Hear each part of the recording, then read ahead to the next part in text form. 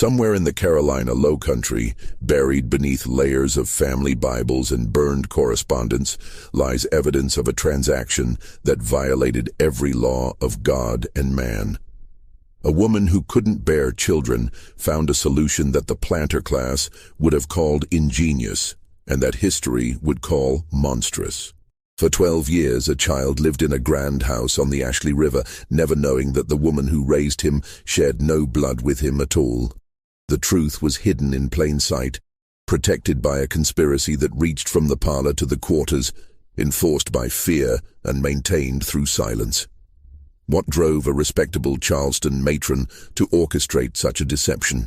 The answer lies in letters that were never meant to survive, in the testimony of those who finally broke their silence, and in a revelation that tore apart one of South Carolina's most prominent families. Before we continue with the story of the Rutledge Plantation and the woman who built her legacy on a lie, subscribe and hit that notification bell so you never miss our darkest historical mysteries. And in the comments, tell us what state or city you're listening from. We love knowing where our community of history lovers is watching from. Now, let's uncover what really happened along the Ashley River in the years before the war. The Rutledge Plantation sprawled across 3,000 acres of Carolina bottomland, its fields producing some of the finest Sea Island cotton that ever reached the Charleston market. The main house stood at the end of an oak-lined drive, a white-columned testament to wealth accumulated over 3 generations. In 1843, the plantation was home to Nathaniel Rutledge, 37 years old, and his wife Catherine, 32, a couple whose marriage had become the subject of increasingly uncomfortable whispers among Charleston society. Nathaniel had inherited the property from his father in 1838, along with the labor of 143 enslaved people whose worth exceeded the value of the land itself. He was known as a progressive planter, one who read agricultural journals and experimented with crop rotation. He treated his slaves no worse than his neighbors did, which is to say he treated them as valuable livestock, their health and productivity matters of financial calculation rather than moral concern. Catherine had come from a prominent Savannah family, the Hammonds, whose fortune rested on rice and naval stores. When she married Nathaniel in 1836, she brought a dowry of $20,000 and the expectation that she would quickly produce the heirs required to secure the family's future. But 7 years had passed without a pregnancy, and in a world where a woman's worth was measured primarily by her fertility, Catherine's position grew more precarious with each passing season. The couple had consulted physicians in Charleston, Savannah, and even as far away as Philadelphia. Catherine had endured treatments that ranged from the merely uncomfortable to the genuinely dangerous. Mercury compounds, lead-based tonics, bleedings, and internal manipulations that left her bedridden for days. Nothing worked. The diagnosis, delivered with the brutal frankness common to medical men of that era, was that Catherine's womb was inhospitable to the generative process. In simpler terms, she would never bear children. For Nathaniel, this presented a problem both practical and social. Without legitimate heirs, the plantation would pass to his younger brother's children, a prospect he found intolerable. For Catherine, the stakes were even higher. A barren wife could be set aside, her property returning to her family while she lived out her days in diminished circumstances, pitied by the very society that had once celebrated her beauty and accomplishments. It was Catherine who first conceived the solution, though she would later claim the idea came to her in a dream sent by Providence itself. The spring of 1844 brought unusual heat to the Lowcountry, the kind of oppressive warmth that made even the lightest clothing feel like a burden. Catherine spent most of her days on the second-floor veranda, where she could catch whatever breeze drifted in from the river. From this vantage point, she could see the entire sweep of the plantation, the cotton fields stretching toward the tree line, the collection of whitewashed cabins that housed the slave quarters, the brick buildings that held the cotton press, and the carpentry shop. It was from this veranda that Catherine began to truly study the enslaved women who worked in her house. She observed them with a new kind of attention, noting their ages, their builds, their features. She paid particular notice to a young woman named Delilah, who had been brought up to the main house 2 years earlier to train as a lady's maid. Delilah was 22 years old, the daughter of the plantation's most skilled cooper and a woman who had died of fever 5 years prior. She was literate, taught to read and write by a previous owner who had been censured by his neighbors for his dangerous liberality, and possessed what the family called refined features. More importantly, Delilah was light-skinned, the product of generations of forced mixture that had left her with features that could, with the right clothing and context, pass for white in dimmer light. Catherine began to treat Delilah with unusual attention. She kept her close, training her personally in the intricate tasks of a lady's maid, dressing hair, selecting clothing, managing correspondence. She spoke to her in tones that the other house slaves found unsettling, addressing her almost as an equal in private moments.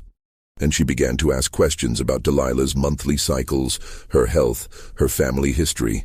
Questions that made Delilah deeply uncomfortable, but which she dared not refuse to answer. By summer, Catherine's plan had taken full shape in her mind. She would have Nathaniel father a child on Delilah, then claim that child as her own. It was not unprecedented. Slave women bore their masters' children constantly, and the resulting mixed-race offspring were simply absorbed into the slave population. But Catherine's scheme went far beyond the casual rape that characterized plantation life. She intended to take the child, to raise it as white, to present it to Charleston society as the legitimate heir to the Rutledge fortune. The logistics were complex, but Catherine had always possessed a talent for organization. She began to complain of mysterious female ailments that required privacy and rest. She ordered the construction of a small cottage on the far edge of the property, claiming she needed a retreat for her recovery. She sent away the older house slaves, replacing them with younger women who could be more easily controlled through fear and promises. And then, on a sweltering night in August, Catherine explained her plan to Nathaniel.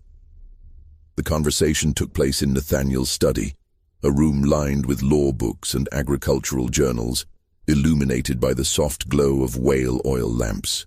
Catherine had prepared her arguments carefully, framing the scheme not as a moral transgression, but as a practical solution to an impossible problem. She reminded Nathaniel of what they stood to lose if they remained childless. She painted vivid pictures of his brother's children inheriting everything he had worked to improve and expand. She appealed to his vanity, his pride, his deep-seated belief that he deserved to found a dynasty. Nathaniel's initial response was shock, then revulsion. Then, as Catherine continued to speak, a kind of horrified fascination. He understood immediately what she was proposing and what it would mean. The moral implications troubled him far less than the practical challenges. How could they convince society that Catherine had borne a child when dozens of people knew she had not been pregnant? How could they ensure the silence of everyone who would inevitably learn the truth? Catherine had answers for every objection. They would stage a pregnancy, complete with clothing that suggested a growing belly. They would claim Catherine needed rest and seclusion during her delicate condition, limiting visitors to the plantation. They would have the birth take place in the cottage she had built, attended only by those they could control through threats or promises. They would return to Charleston society months later with a healthy infant, its features ambiguous enough that no one would question its parentage. As for ensuring silence, Catherine had given this considerable thought as well. The slaves who knew the truth would be bound by their very powerlessness. What slave could accuse their master's wife of such a scheme without facing immediate and terrible punishment? Any white person who learned the secret would be complicit in its maintenance, bound by the same social codes that protected all of the planter class's transgressions. And the child itself would never know, raised from infancy, to believe Catherine was its mother and Nathaniel its father. The conversation lasted until dawn. By the time the sun rose over the Ashley River, Nathaniel had agreed to every detail of his wife's plan. The implementation began that very week. Catherine announced to the household that she was once again expecting, that the Philadelphia physician's treatments had finally proven successful. She made a great show of her delicate condition, retiring early from dinners, canceling social engagements, spending long hours in her room with only Delilah in attendance. Delilah, meanwhile, had been moved into a small room adjacent to Catherine's suite, close enough to be constantly available but isolated from the other slaves. She was told that she would be carrying a child for the mistress, that this was a great honor, that her cooperation would result in special treatment for herself and her father. The alternative was never explicitly stated, but hung in the air like the threat of an approaching storm. What followed over the next several months was a grotesque pantomime of pregnancy. Catherine padded her clothing to simulate a growing belly, while Delilah's actual condition was hidden beneath loose-fitting dresses. The young enslaved woman was forbidden from leaving the main house, kept isolated from even her own father. She was fed a rich diet meant to ensure the health of the child she carried, while Catherine maintained her own elegant figure through careful corseting beneath the padding. Nathaniel fulfilled his role with grim efficiency, visiting Delilah on 3 consecutive nights in September until Catherine deemed it sufficient. He never spoke to her beyond terse instructions, never acknowledged what he was doing beyond the physical act itself. To admit the reality would be to confront the full horror of the arrangement. And Nathaniel had spent his entire life perfecting the art of not seeing what was inconvenient to acknowledge. By December, Delilah's pregnancy was unmistakable to anyone who might have seen her. But Catherine had ensured that no one beyond a carefully controlled circle had that opportunity. The house slaves who brought meals to Delilah's room had been chosen for their youth and their fear, girls barely in their teens who could be trusted to remain silent through terror of what might happen to them or their families if they spoke. Catherine made a single trip to Charleston that winter, appearing at a cousin's dinner with her padded belly prominent beneath an expensive silk dress. She endured the congratulations and advice of society matrons who had long pitied her barrenness, playing her role with an actress's skill. She complained of the discomforts of pregnancy in tones that suggested she was secretly delighted by them, that these minor sufferings were the price of approaching motherhood. No one suspected that the child supposedly growing inside her was actually being carried by a slave woman locked in a room miles away. Spring arrived with its usual assault of heat and insects. Catherine retreated to the cottage she had built, taking Delilah with her, and dismissing the regular house staff with vague explanations about needing complete rest during her final weeks. The cottage had been fitted with heavy curtains, its windows positioned to prevent anyone from seeing inside. It was attended by only 3 people: Catherine herself, an elderly enslaved woman named Patience who served as midwife, and Delilah. The birth occurred on a Friday in late April, during an afternoon thunderstorm that sent torrents of rain hammering against the cottage roof.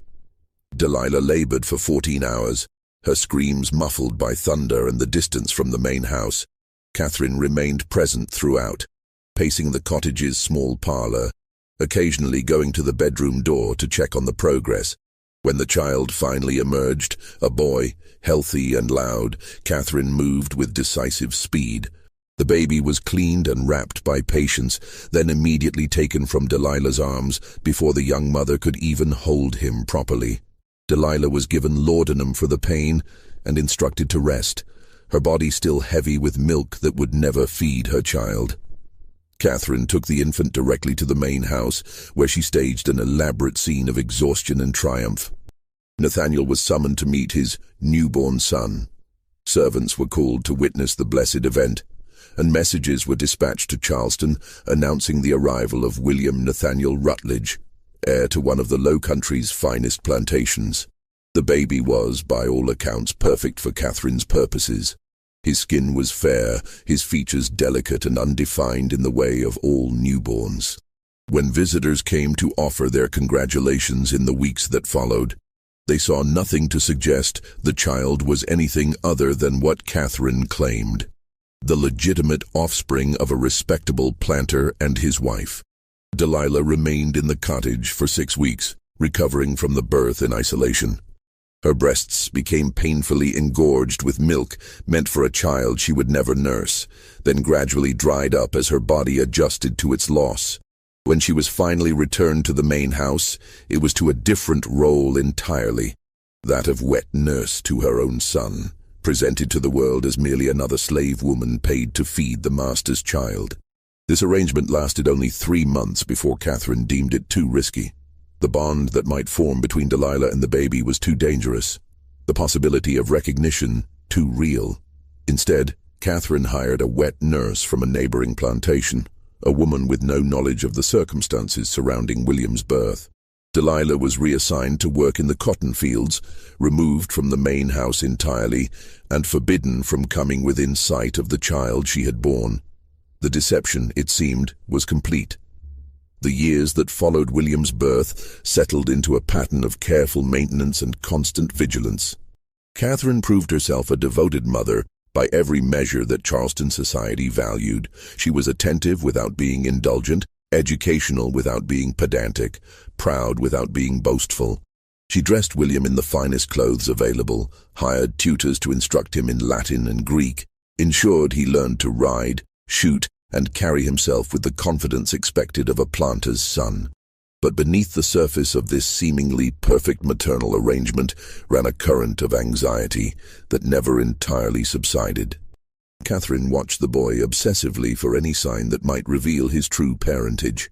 She studied his features as they developed, comparing them constantly to Nathaniel's and to her own family's characteristics, searching for resemblances she could point to if questions ever arose. William grew into a handsome child, his features refined and symmetrical. His skin remained fair, his hair a light brown that darkened slightly as he aged. To Catherine's relief, he showed no obvious signs of his mixed heritage.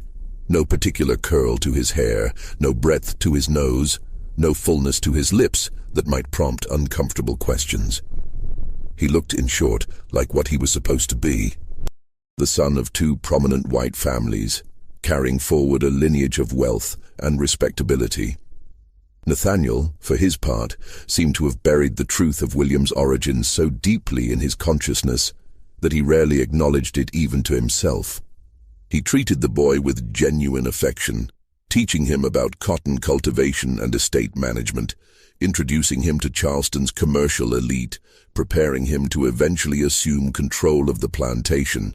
If Nathaniel ever felt guilt about the circumstances of William's conception and birth, he showed no outward sign of it.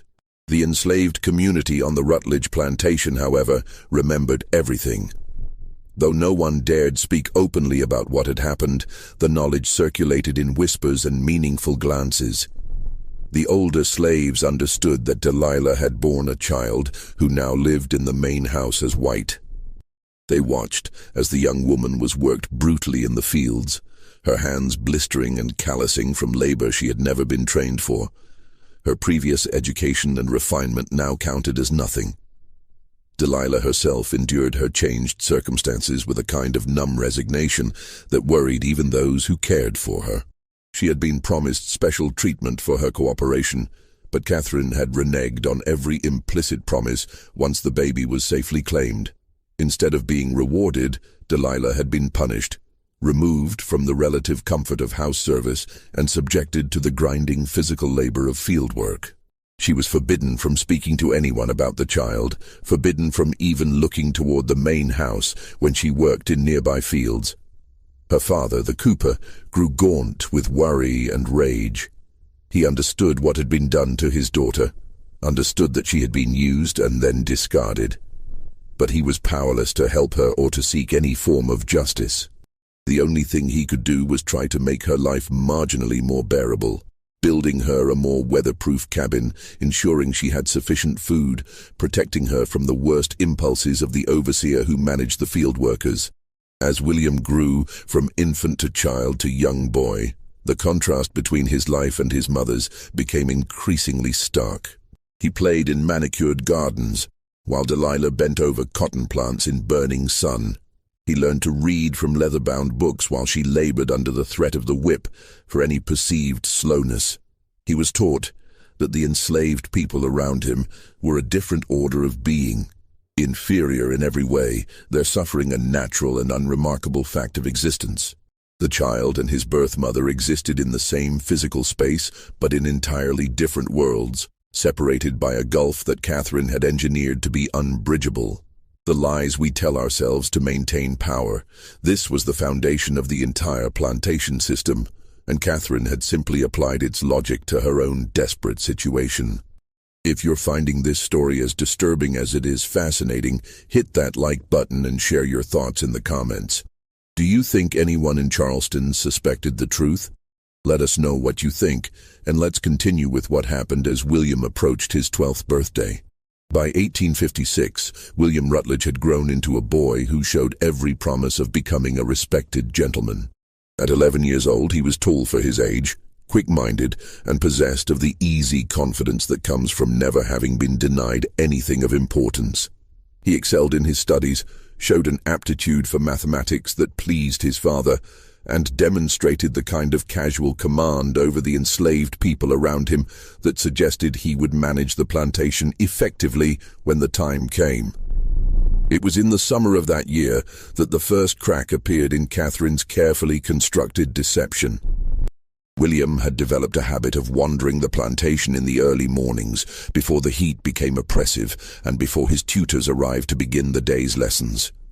He was curious about the workings of the estate in a way that delighted Nathaniel, who saw in these early morning expeditions a sign that his son would be a hands-on manager rather than an absentee landlord. On one such morning in June, William made his way to the cooper's shop, drawn by the rhythmic sound of hammering and the rich smell of worked wood. Delilah's father, known to everyone simply as Isaac, was already at work, shaping staves for the barrels used to transport cotton to market. He was in his 50s now, his hands gnarled from decades of labor but still capable of producing the finest cooperage in the Low Country. William had visited the shop many times before, fascinated by the craft and by Isaac's quiet competence. The old man had always been courteous but reserved, answering the boy's questions without elaboration, maintaining the careful distance required between enslaved and free in every interaction. But on this particular morning, something was different. William noticed that Isaac kept glancing at him with an expression the boy couldn't quite identify. Not the usual wariness or deference, but something else. Something that looked almost like pain. "Do you have children, Isaac?" William asked, with the thoughtless cruelty of a child who doesn't understand that enslaved people's families can be sold apart at any moment. Isaac's hands stilled on the wood he was shaping. For a long moment he said nothing, and William began to feel uncomfortable in the silence. "Had a daughter," Isaac finally said, his voice carefully neutral. "Still do, I suppose. She works the lower fields now." "Why doesn't she work here in the main house?" William asked. "My mother always says the house slaves are better off than the field hands." Isaac's jaw tightened almost imperceptibly. "Your mother has her reasons for everything she does, Master William." There was something in the way he said it, some subtle emphasis that the boy couldn't quite interpret, but that lodged in his mind like a splinter. William wanted to ask more, but Isaac had already returned to his work. The conversation clearly ended. That brief exchange might have faded from William's memory entirely, had not another incident occurred just 2 weeks later. Catherine had taken to keeping a journal, a leather-bound volume in which she recorded household expenses, social engagements, and her private thoughts. She kept it locked in a small desk in her private sitting room, a space William had been taught to respect as off-limits. But on a humid afternoon, when Catherine was visiting neighbors and Nathaniel was in Charleston on business, William's curiosity overcame his training. The desk lock was flimsy, designed more for privacy than security. William had watched his mother open it countless times and understood the mechanism. Within moments, he had the drawer open and the journal in his hands. Most of what he found was mundane. Records of linens purchased, notes about which families to invite to dinner, complaints about the difficulty of finding good help. But as he paged through entries from years past, he came across a section that made him stop breathing. The entries were from 1844 and early 1845, written in Catherine's precise handwriting, but with a tone of anxiety that was absent from her more recent writings. She wrote about physicians and treatments, about desperation and failed hopes. She wrote about her fear of losing everything if she couldn't produce an heir.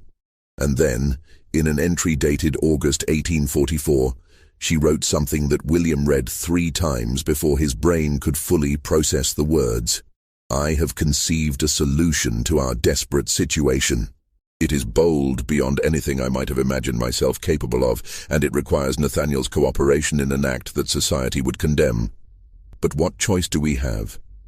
I have identified a suitable candidate among the house servants, young, healthy, light enough that the result should pass scrutiny. If Nathaniel agrees, we could have our heir within the year, and no one need ever know the circumstances of the child's origin." William's hands were shaking as he turned the page, but the next several entries had been torn out, leaving only ragged edges along the journal's binding. The entries resumed months later, in April 1845, with a single line. "William Nathaniel Rutledge was born today, the answer to all our prayers." The boy sat frozen, the journal open on his lap, his mind refusing to accept what the words clearly implied. His mother had written about finding a suitable candidate among the house servants and obtaining an heir within the year. She had written about a child whose circumstances of origin no one should know. He was 11 years old enough to understand the basic facts of where babies came from, old enough to know that a woman couldn't be barren 1 year and suddenly pregnant the next without something unusual having occurred. Old enough to understand, on some level, what his mother's careful words were really describing. William returned the journal to the desk, his hands numb and clumsy as he reset the lock. He walked out of the sitting room and through the house like a ghost, past servants who greeted him and received no response. He made his way outside and stood in the blazing afternoon sun, feeling cold despite the heat. The knowledge sat inside him like a stone, too large to ignore but too frightening to examine directly. For several days, William moved through his regular routines in a kind of daze, responding to questions without really hearing them, completing his lessons without retaining anything he'd learned. Catherine noticed his distraction, but attributed it to the oppressive summer heat and the boredom that came with being confined to the plantation's routine. Nathaniel was less observant, preoccupied with news from Charleston about increasing tensions between North and South, about abolitionists and states' rights, and all the political turmoil that seemed to be building toward some kind of crisis. William found himself studying his parents with new eyes, searching for signs of the deception his mother's journal had revealed. He noticed how Catherine sometimes looked at him with an expression that wasn't quite maternal affection, something more complex, tinged with anxiety and calculation. He noticed how Nathaniel's pride in him seemed slightly performative, as if his father was trying to convince himself of something. And he found himself thinking about Isaac's daughter, the woman who worked in the lower fields and never came near the main house. He tried to remember if he had ever seen her, but the field workers were largely invisible to him. A mass of dark figures laboring in the distance, individuals only when they were called forward for some specific purpose. The question gnawed at him. Who was the suitable candidate his mother had written about? And what had happened to her after she had provided the heir Catherine so desperately needed? William knew he should leave the matter alone, knew that nothing good could come from digging deeper into whatever secret his mother's journal had hinted at. But he was 11 years old, and curiosity at that age is an almost physical force, impossible to resist, even when wisdom would counsel otherwise. He began paying attention to the enslaved women who worked around the plantation, particularly those who seemed to be near his mother's age. He started asking casual questions of the house servants, who had worked in the main house 12 years ago, who had been moved to field work. Were there any women who used to be ladies' maids but weren't anymore? The responses he received were universally evasive. Slaves learned early and thoroughly that curiosity from white people, even white children, could be dangerous. They deflected his questions with non-answers, claimed not to remember, suggested he ask his mother if he wanted to know about household affairs from years past. But their very evasiveness told William he was onto something real. If there was nothing to hide, why would everyone seem so uncomfortable with his simple questions? His inquiries eventually reached Catherine's ears, through the invisible network of information that connected the main house to the quarters. One of the house servants, a young woman named Chloe, mentioned to another slave that Master William had been asking strange questions about who used to work in the house. That slave told another, and within a day, Catherine had heard about her son's unexpected interest in the household's history. That evening, she summoned William to the parlor for what she called a conversation about appropriate behavior. Catherine sat in her favorite chair, her posture perfect, her expression composed but cool. William stood before her, feeling like a defendant awaiting judgment. "I've been told you've been questioning the servants about household matters from years past," Catherine said, her voice level but with an edge beneath the surface. "May I ask what prompted this unusual interest?" William felt his face grow hot. He was a poor liar, had never needed to develop the skill, and his mother had always been able to read him easily. "I was just curious," he managed to say, "about how the plantation used to work before I was born." "Curiosity is an admirable trait," Catherine said, "when it's directed toward appropriate subjects. But the private affairs of this household are not appropriate topics for interrogating our servants. If you have questions about our family or our history, you should bring them to your father or to me. Do you understand?" "Yes, ma'am," William said, but his voice was weak. Catherine studied him for a long moment, and William had the uncomfortable sensation that she could see straight through to the guilty knowledge hiding behind his eyes. When she finally spoke again, her voice had softened slightly, but there was steel beneath the gentleness. "You're growing up, William, and with that comes certain responsibilities. One of those responsibilities is maintaining the dignity and privacy of our family. There are things that are not discussed, not questioned, not examined too closely, not because they're shameful, but because they're private. A gentleman learns to respect those boundaries. Do you understand what I'm telling you?" William understood perfectly. His mother was telling him to stop asking questions, to stop searching for answers about the meaning of those journal entries. She was telling him that some truths were meant to remain hidden, even, or especially, from those most affected by them. "I understand," he said, and this time he meant it. Catherine smiled, a warm expression that didn't quite reach her eyes. "Good. Now run along to your lessons. And William, we won't need to have this conversation again, will we?" "No, ma'am." But as William left the parlor, he knew that his mother's warning had accomplished the opposite of its intended effect. By telling him not to investigate, Catherine had essentially confirmed that there was something worth investigating. The stone of knowledge inside him had just grown heavier, more impossible to ignore. Just when we thought the secret was safely buried, William's curiosity threatened to unearth everything his mother had worked so hard to hide. If this story is giving you chills, share this video with someone who loves dark historical mysteries, hit that like button to support our content, and subscribe to never miss stories like this. Let's discover together what happens when William finally learns the truth about his birth. The revelation came not through William's investigation, but through simple, terrible chance. It was late August, and a fever had spread through the slave quarters, the kind of summer sickness that came with the heat and the mosquitoes, leaving people weak and delirious. Most recovered within a few days, but some didn't. Isaac, Delilah's father, was one of the unlucky ones. By the time the overseer bothered to inform Nathaniel that the cooper was seriously ill, Isaac had been suffering for nearly a week. Nathaniel sent for a physician, not out of compassion, but out of economic calculation, as Isaac's skills were valuable and difficult to replace.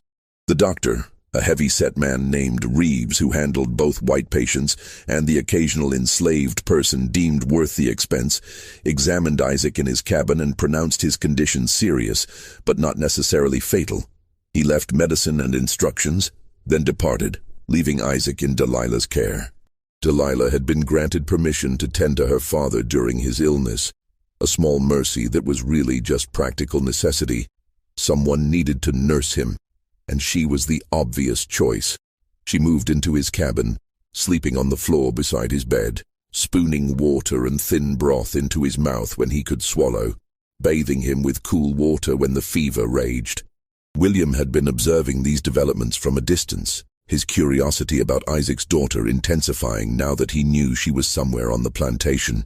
He had learned her name, Delilah, from casual questions that he tried to make sound innocent. He had learned that she was 22 when he was born, which would make her 34 now. He had learned that she had once worked in the main house, but had been reassigned to field work around the time of his birth. The pieces were all there, arranged in a pattern too obvious to ignore once you knew to look for it.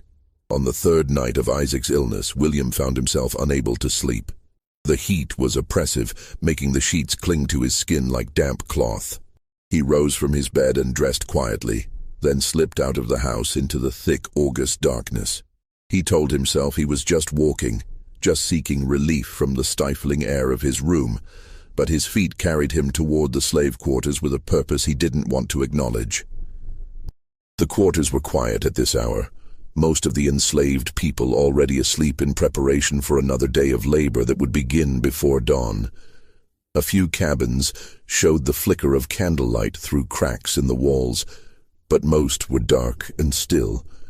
Isaac's cabin was one of those showing light. William approached it slowly, his heart hammering so hard he could feel it in his throat. He could hear voices inside, a man's weak rasp and a woman's soft responses. He moved closer to the window, which was open to catch any breath of air, and pressed himself against the rough wood of the cabin's exterior wall. Isaac's voice reached him first, barely audible. "You got to promise me something." "Promise?" "Anything, Papa," came the woman's reply, and William recognized the distinctive timbre, slightly hoarse, as if from years of calling out across cotton fields. "That boy, the one at the big house, you got to tell him the truth someday, not now. Lord knows not now. It'd only bring trouble down on all of us. But someday, when the time's right, when he's old enough to understand and maybe do something with the knowledge, you promise me." There was a pause, then the sound of movement, as if someone had pulled away sharply. "Papa, I can't. You know I can't. Mistress Catherine would—" "I know what she'd do," Isaac interrupted, his voice gaining a terrible strength despite his illness. "I know all of it. I was there, wasn't I? I saw what they did to you. I saw how they locked you away like some animal, saw how they took that baby from your arms before you could even hold him proper. I saw how they threw you out to the fields after, like you were nothing, like you hadn't just given them everything. That boy deserves to know where he came from. And you deserve for him to know you're his mama, not that woman who stole him from you." William's legs began to shake. The world around him seemed to contract and expand simultaneously, his vision tunneling as his mind tried to reject what his ears were clearly hearing. "Promise me, Lily," Isaac continued, using what must have been a childhood nickname. "Promise me you'll find a way when the time comes. I'm dying. Don't shake your head at me, girl. We both know it's true. And I won't go to my grave knowing you'll carry this alone for the rest of your life. Promise me." The woman's voice broke on a sob. "I promise, Papa. I promise I'll tell him someday, when it's safe." "It'll never be safe," Isaac said, and there was a terrible wisdom in his words. "But maybe someday it'll be possible. That's all I'm asking for. Just possible." William stood frozen outside the cabin, every muscle locked, his breath coming in shallow gasps that he was desperately trying to quiet. The truth he had been circling around, the suspicion that had been growing since he'd read his mother's journal, was now confirmed beyond any possibility of doubt. The woman inside that cabin, Delilah, Isaac's daughter, the field hand he had never properly looked at in all his 11 years, was his mother, his real mother. The woman who had actually carried him, birthed him, held him for however brief a moment, before Catherine tore him away and claimed him as her own. He thought about Catherine's padded belly, about the convenient retreat to the cottage, about all the careful arrangements that had kept him ignorant of his own origins. He thought about how many people must have known. All the slaves, certainly, probably some of the white neighbors who had chosen to remain silent out of solidarity with Catherine's deception or simple unwillingness to acknowledge such a profound violation of the racial order. Inside the cabin, Isaac's breathing had grown labored, and Delilah was murmuring comfort to him, her voice thick with tears. William knew he should leave, should return to the main house, and pretend this night had never happened. Should let Isaac die with his secret still nominally protected by silence. But he couldn't move. Some force stronger than self-preservation or social conditioning kept him rooted to that spot, listening to the sounds of grief and illness filtering through the cabin's thin walls. Finally, after what felt like hours but was probably only minutes, William pushed himself away from the wall and moved toward the cabin door. His hand was shaking as he reached for the rough wooden handle. He had no plan, no idea what he would say or do once he crossed that threshold. He only knew that he had to see her, had to look at the woman who had given him life and then been forced to watch him grow up as someone else's son. The door swung open with a creak that seemed impossibly loud in the night silence. Delilah's head snapped up from where she sat beside her father's bed, her face still wet with tears, her eyes widening in shock and then fear as she recognized who stood in the doorway. For a long moment they simply stared at each other.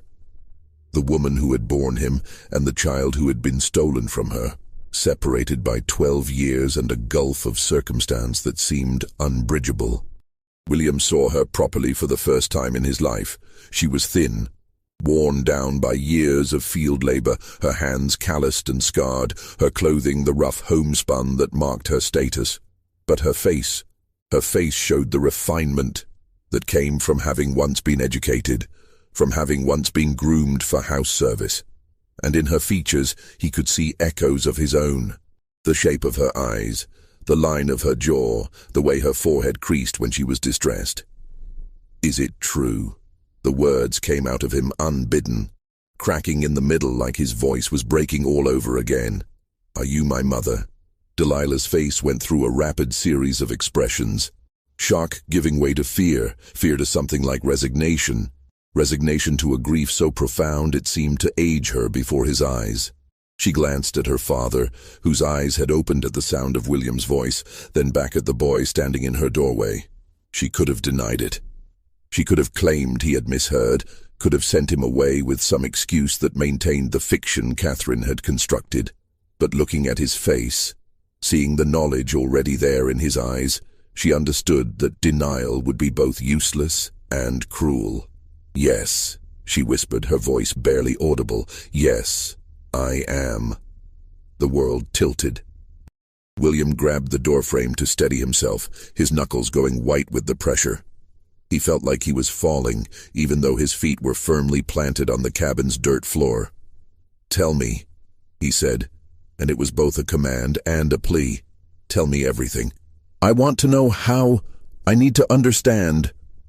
Delilah looked at Isaac again, seeking guidance, permission, something to help her navigate this moment she had both dreaded and yearned for since the day William was taken from her arms.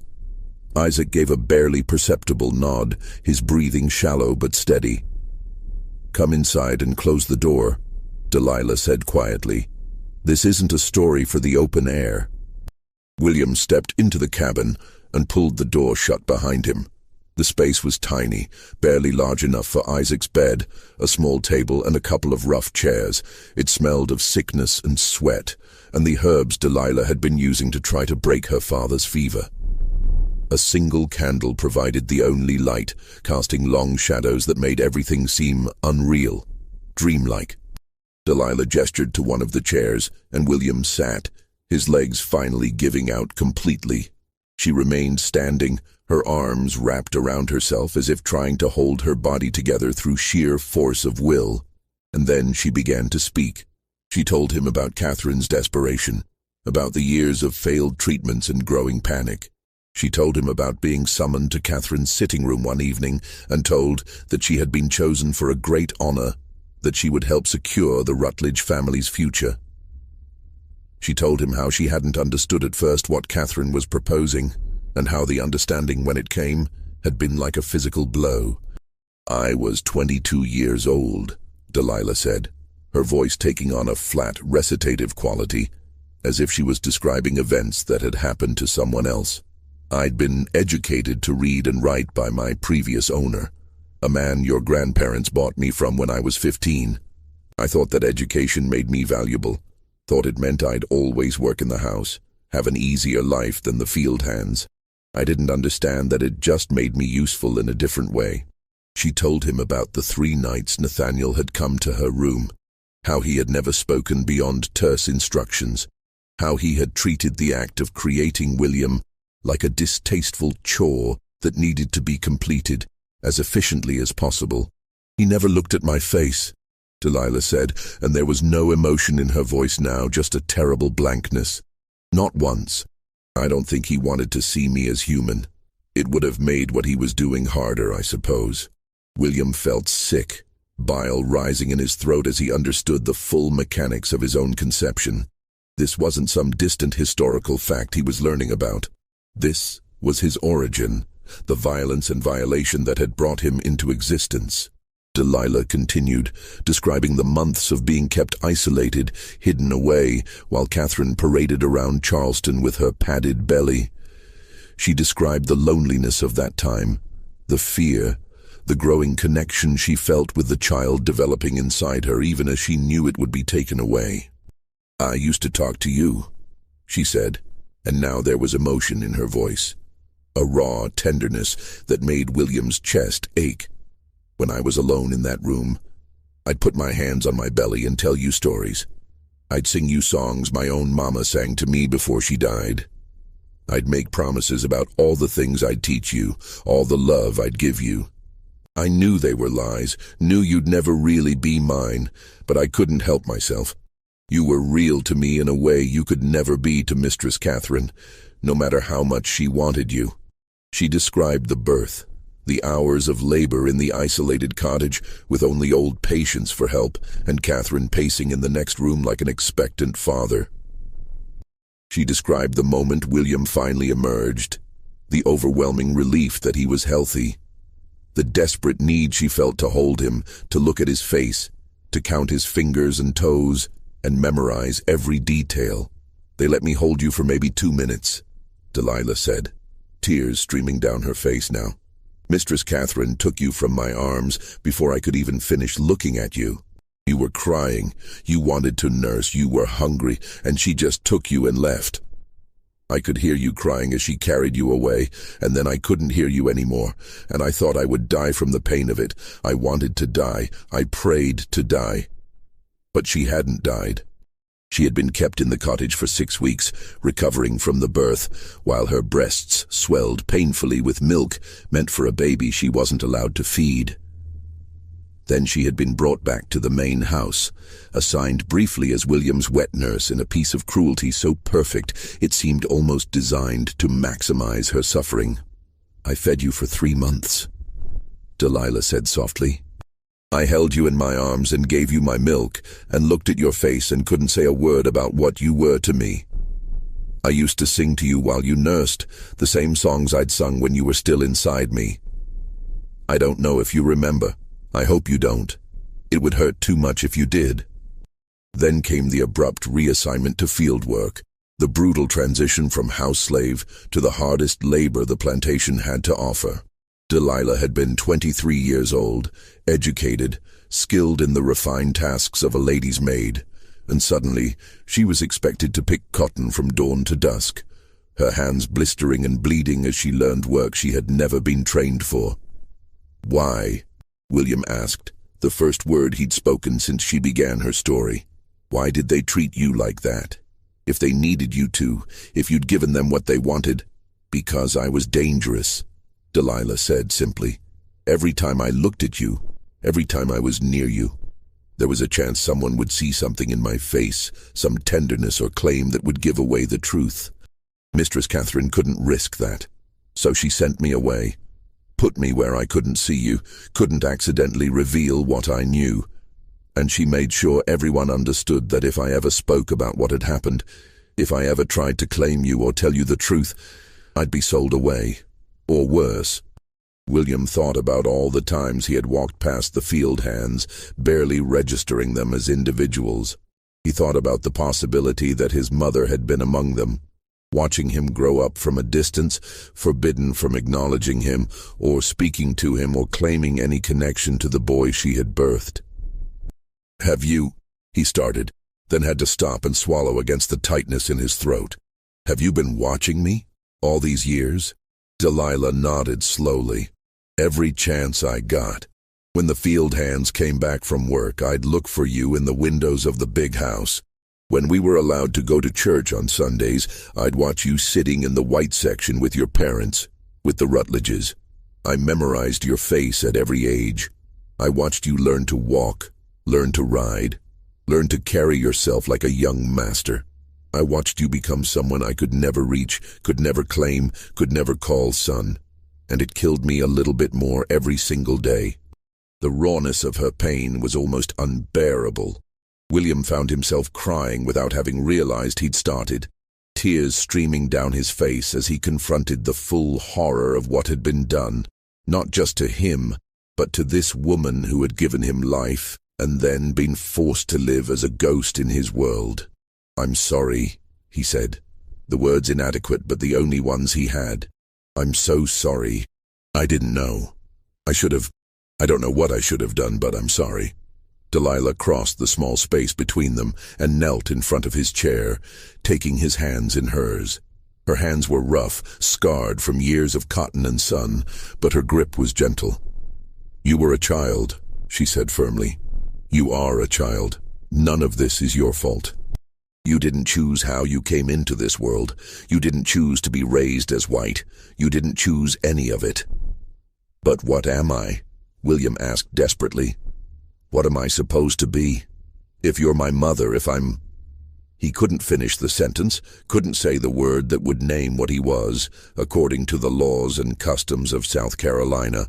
"You're my son," Delilah said, squeezing his hands.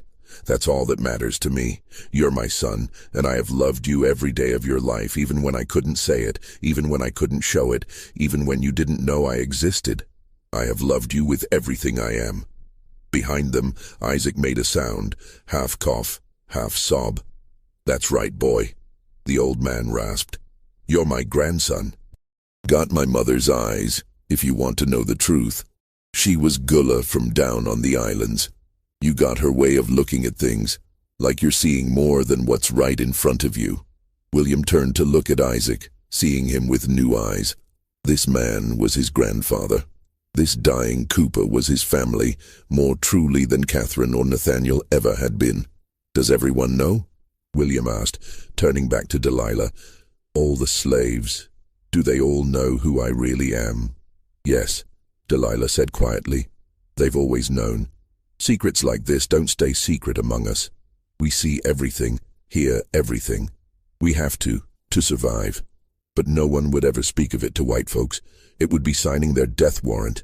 William felt the weight of that knowledge settle on him. Dozens, maybe hundreds of people walking around with the truth of his origins, forced into conspiracy by their powerlessness. Every slave who had bowed to him, every "yes, Master William," and "no, Master William," had been delivered by someone who knew he was actually one of them, stolen and raised as something he wasn't. "What do I do now?" he asked. And the question hung in the air like smoke. "How am I supposed to? I can't pretend I don't know this. I can't go back to how things were. But I don't know what else to do." Delilah's face showed the complexity of emotions warring inside her. She wanted to tell him to claim his true identity, to reject the lie of his whiteness, to acknowledge her as his mother. But she also understood the impossibility of that, the danger it would put him in, the way it would destroy not just his life, but potentially hers as well if he made the wrong move. "I don't know," she finally admitted. "I've thought about this moment for 12 years, imagined 1,000 different ways it might happen. But I never knew what I'd tell you when it did." The world you live in and the world I live in, they're not meant to overlap. You crossing that line wouldn't make you free in my world. It would just make you enslaved, like me. And I can't wish that on you, no matter how much I want to claim you. But you are claiming me, William said. Right now, you're telling me the truth. That means something. It means I'm a selfish woman who couldn't keep silent when given the chance to speak, Delilah said. But there was a small, sad smile on her face. It means I'm weak enough to want you to know where you came from, even if that knowledge only brings you pain. They sat in silence for a moment, the weight of everything that had been said pressing down on them. Outside, a rooster crowed prematurely, confused by the approaching dawn. Soon it would be morning, and William would have to return to the main house, and the moment of connection between mother and son would end. "Can I?" William started, then stopped, unsure how to ask what he wanted to ask. "Can I come back? To see you again, to talk to you?" Delilah's expression showed the war between desire and caution. "It's dangerous," she said. "If Mistress Catherine finds out you know, if she suspects we've spoken." "I don't care," William said, and he was surprised to find he meant it. "I don't care about the danger. You're my mother. I want to know you." "Then come," Delilah said softly. "Come when you can, when it's safe. But be careful. The consequences of this truth coming out, they'd be terrible for both of us." William nodded, understanding. He stood slowly, his legs unsteady, and moved toward the door. But before he left, he turned back one more time. "Thank you," he said, "for telling me, for not lying to me even though it would have been safer." "You deserve the truth," Delilah said. "You've always deserved the truth." William slipped out of the cabin into the pre-dawn darkness, his mind reeling, his entire sense of self shattered and reforming into something he didn't yet understand. He walked back toward the main house like a stranger in his own life, seeing everything with new eyes. The slave quarters that housed people who shared his blood, the cotton fields his mother worked in brutal heat, the grand columns of the house built on wealth, extracted from the labor of people who were his people, whether white society would acknowledge it or not. By the time he reached his room and crawled back into bed, the sun was beginning to rise. He lay there staring at the ceiling, knowing that sleep was impossible, knowing that everything had changed in ways he was only beginning to comprehend. The boy who had walked out of the house last night was gone.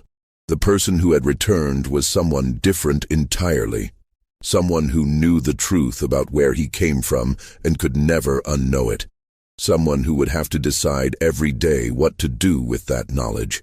The days immediately following that night in Isaac's cabin were the hardest of William's young life.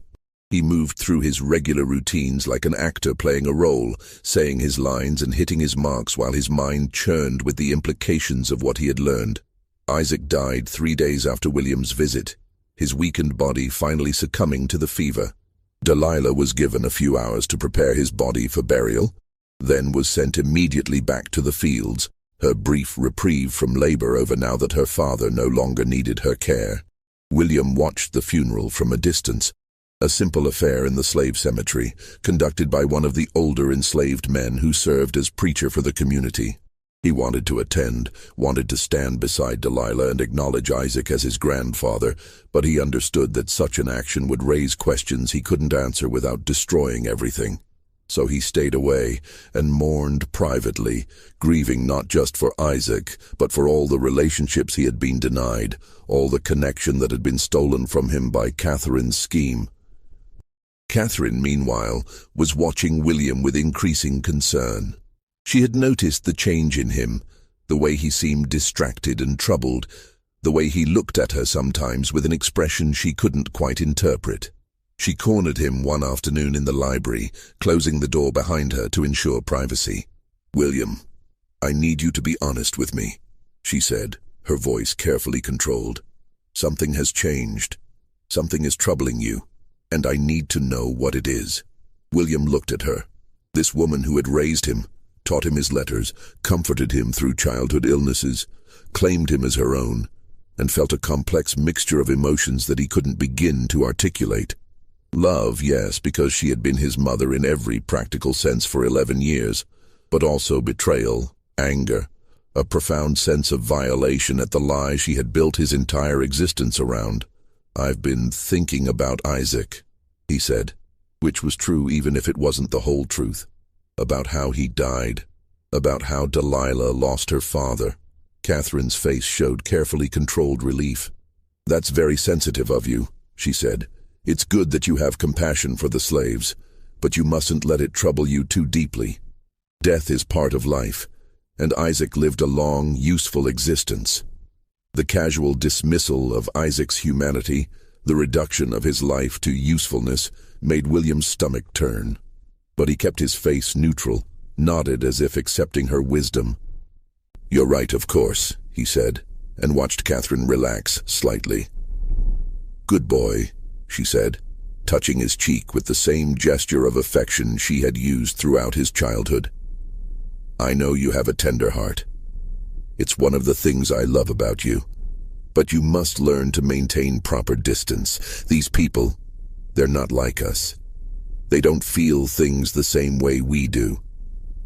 William wanted to scream at her that these people included his actual mother, that they felt things exactly as deeply as white people did, that her entire worldview was built on a lie so profound it had deformed her basic humanity. But he said nothing, just nodded again and let her believe she had successfully addressed whatever had been troubling him. After that conversation, William became more careful about concealing his inner turmoil. He resumed his studies with apparent enthusiasm, participated in estate management with his father, played the role of dutiful son and future planter with skill that would have made Catherine proud if she'd known it was a performance. But in the early mornings and late evenings, when he could move around the plantation without attracting attention, William sought out Delilah. These meetings were brief, conducted in shadows and silence, always with the risk of discovery hanging over them. They talked about her life before his birth, about the world of the slave quarters that he had never seen, about the brutal realities of the system that had created and sustained his comfortable existence. Delilah taught him things no white child was meant to know. She taught him about the networks of resistance that ran through the enslaved community, the stolen moments of joy and connection that made survival possible, the dreams of freedom that people whispered about in the night. She taught him that the people he had been raised to see as property were, in fact, fully human, as intelligent, as emotional, as worthy of dignity as anyone in Charleston society. And she taught him about himself, about the blood that ran in his veins, about the heritage he carried that Catherine had tried so hard to erase. "Your great-grandmother was brought from Africa," Delilah told him one night, her voice soft with memory. "My grandmother. She spoke a language none of us ever learned, used to sing songs in words we couldn't understand. My father said she never forgot her homeland, used to tell stories about the village she was stolen from. That's your blood too, William. Not just the white planter family's Mistress Catherine likes to boast about. You carry Africa in you, whether the world acknowledges it or not." These revelations were both painful and liberating. William began to understand that identity wasn't just about what others told you you were. It was about what you knew yourself to be, what you chose to acknowledge, what you refused to deny, even when denial would be easier. But knowing the truth and being able to act on it were two very different things. William was still legally white, still the recognized heir to the Rutledge plantation, still expected to take his place among Charleston's elite. And Delilah was still enslaved, still subject to being sold or punished or killed at the whim of the very people William called parents.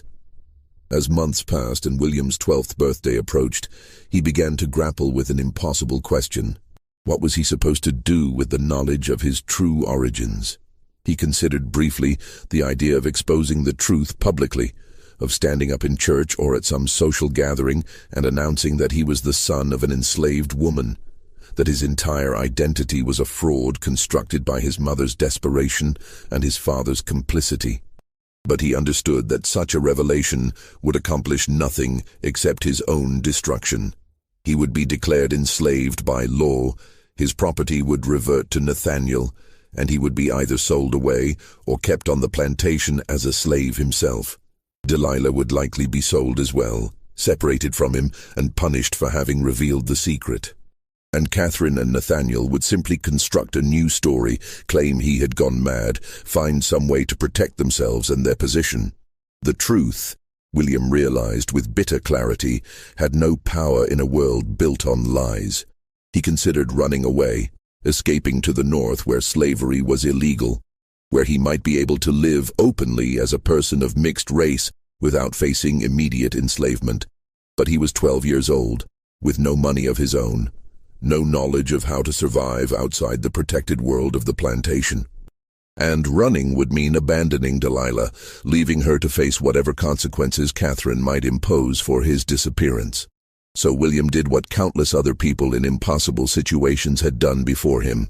He adapted. He learned to live with cognitive dissonance, to hold multiple truths in his mind simultaneously without letting them paralyze him. He was William Rutledge, son of Nathaniel and Catherine, heir to a cotton plantation, member of Charleston society. That was the truth the world saw and the identity that protected him from enslavement. But he was also William, son of Delilah, grandson of Isaac, carrier of African and European blood, a living contradiction of every principle the slave society was built upon. That was the truth he held privately, the identity he acknowledged in stolen moments with his birth mother. Both truths were real, both identities were his, and the tension between them would shape every decision he made for the rest of his life.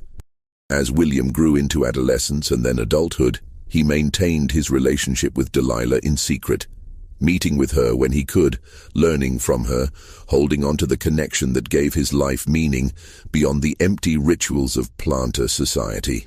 When he went away to college in Charleston, he wrote her letters that had to be smuggled to her through trusted intermediaries.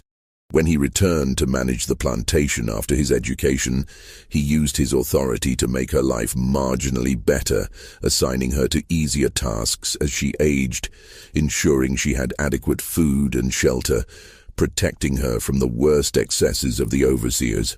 But he never publicly acknowledged her as his mother. He never challenged the system that enslaved her. When the time came, he married a white woman from a respectable family, had children who were raised as white, perpetuated the same lies and silences that had defined his own upbringing.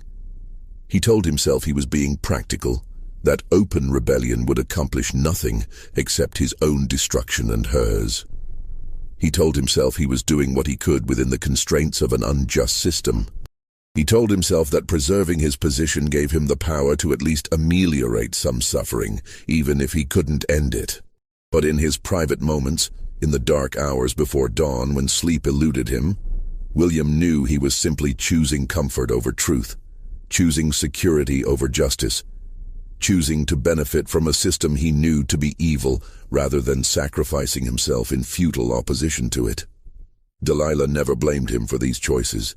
She had lived too long in the reality of slavery to expect any different.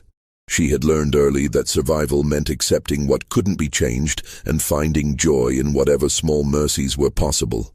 The fact that her son knew who she was, that he visited her when he could, that he called her mother in private, even if he could never acknowledge her publicly. These things gave her a measure of peace that many enslaved mothers never received. She died in 1871 at the age of 49, her body worn out from decades of labor and the accumulated trauma of a life lived in bondage. William, by then 38 years old, attended her funeral, not as her son, not with any public display of grief, but standing at a distance, one white man among several who had come to mark the passing of a longtime plantation worker. But after the service, when the other white observers had left, William stayed. He stood beside the fresh grave as the sun set over the Carolina lowcountry, and he let himself cry for the first time since he was 11 years old. He cried for Delilah, for Isaac, for the relationship he had been allowed to have with them only in fragments and shadows. He cried for the children he had fathered who would never know their grandmother, who would grow up as white as he had, ignorant of half their heritage. And he cried for himself, for the boy who had learned a truth that changed everything and nothing, for the man who had chosen complicity over confrontation, for the son who had loved his mother but never been able to claim her. In his will, written in 1889 and filed after his death in 1892, William left a small bequest to the descendants of Isaac the Cooper, in recognition of his long and faithful service to the Rutledge family. It was the closest he could come to acknowledging the truth, a veiled reference that none of his white family members would understand, but that those who knew the real story might recognize as a final, insufficient gesture toward justice. The secret died with him, or so he believed. His children never learned the truth of their heritage. His grandchildren grew up secure in their whiteness, their place in society, their identity as descendants of one of South Carolina's old families. The story of Delilah and the child she had been forced to bear, then forbidden to claim, faded into the unmarked graves and forgotten corners of plantation history. But secrets, even buried ones, have a way of leaving traces. In the careful genealogies kept by black families, in the whispered stories passed down through generations, in the DNA that carries memory forward even when official records have been scrubbed clean, in all these places, the truth persisted. William Rutledge lived as a white man, died as a white man, was buried in the white cemetery in Charleston with full honors. His obituary praised his skill as a planter, his service to the community, his devotion to his family. Not a word was said about where he really came from, about the mother who had loved him from a distance, about the terrible compromise at the heart of his existence. That silence was its own kind of monument, a testament to the power of lies when backed by law and custom, a reminder that injustice doesn't require monsters, only ordinary people willing to accept comfort, purchased through the suffering of others. Only a system that allows theft to be called legitimate when the stolen are deemed unworthy of protection. The Rutledge Plantation stands today as a historic site. Its main house carefully preserved, its gardens maintained, its story told to tourists who come to marvel at antebellum elegance. There are plaques describing the family's history, the cotton economy, the architecture of the big house. There is nothing about Delilah. Nothing about the theft of her child. Nothing about the 12 years of secrecy and the lifetime of silence that followed.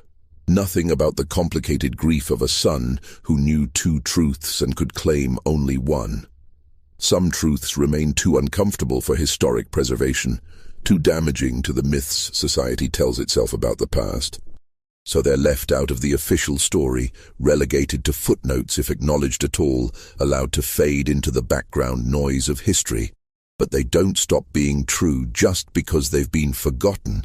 They don't stop mattering just because they've been erased from the record. The horror of what happened to Delilah, the tragedy of William's stolen identity, the compromise that poisoned his entire existence. These things remain real, remain important. Remain a reminder of what human beings will do to each other when systems of power make cruelty convenient and profit from injustice. William Rutledge was born into a lie, lived inside that lie, died having never fully escaped it. And in that sense, his story is the story of America itself, a nation built on theft and sustained by silence, a place where truth was too often sacrificed to comfort, where justice was deferred in favor of peace, where the dreams of freedom were always conditional on someone else's continued subjugation. The child taken from his mother's arms grew into a man who could never be whole, who carried the wound of his stolen identity until the day he died. And that wound, multiplied across millions of people, across generations, across centuries, is the legacy we still live with today. The inheritance of a system that told some people they were worth everything and others that they were worth nothing, and made everyone complicit in maintaining the distinction. This story reminds us that the most enduring horrors are those we choose to perpetuate through silence, those we maintain through complicity, those we pass down through generations of carefully maintained lies. What do you think of William's choices? Could he have done anything differently that would have made a real difference? How do you think the enslaved community viewed him? As one of them, forced into an impossible position, or as a betrayer who chose comfort over truth? Leave your thoughts in the comments below. If you want more stories like this, historical mysteries that reveal the darkest corners of American history, subscribe, hit that notification bell, and share this video with someone who appreciates the unsettling truth behind the lies we tell ourselves. Until next time, remember, some families kept secrets far darker than anything they could admit, and those secrets shaped not just individual lives, but the entire fabric of American society.